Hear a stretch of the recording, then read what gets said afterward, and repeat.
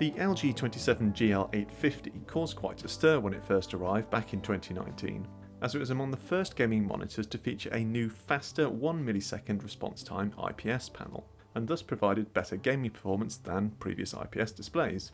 Plus it supports both FreeSync and G-Sync, and it was competitively priced compared to existing G-Sync capable 27-inch IPS gaming monitors.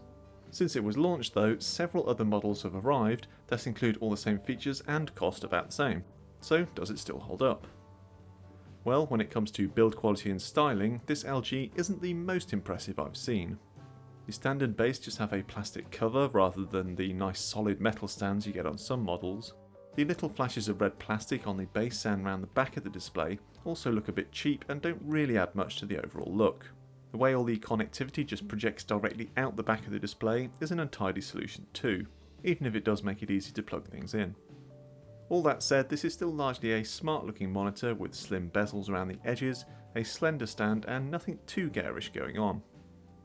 If you're not a fan of extra RGB lighting, you're in luck too, as there isn't any here. One odd feature though is the lack of rotation in the stand. For a display to offer height, tilt and pivot, but not rotation is very strange, and it's actually more of an annoyance than you might think. Particularly if your desk is fairly cramped, it's a pain to have to lift the whole thing just to reach around the back. Also, the connection to the stand doesn't feel all that robust, so I'll be a little concerned that it might get damaged with all that lifting and moving. Thankfully there's a 100mm VESA mount, so you can just use a monitor arm. For connectivity, you get a typical selection for a display of this type, with one DisplayPort and two HDMI, along with a 2-port USB hub. Setting up the display is simple, with the base just screwing onto the stand and the stand clipping into place.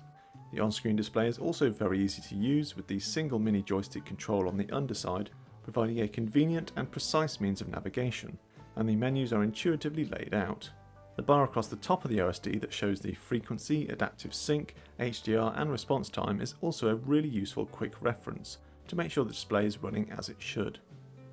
You also get all the options you should need in the OSD to set up the display as you like, including comprehensive controls for colour balance, gamma and response time.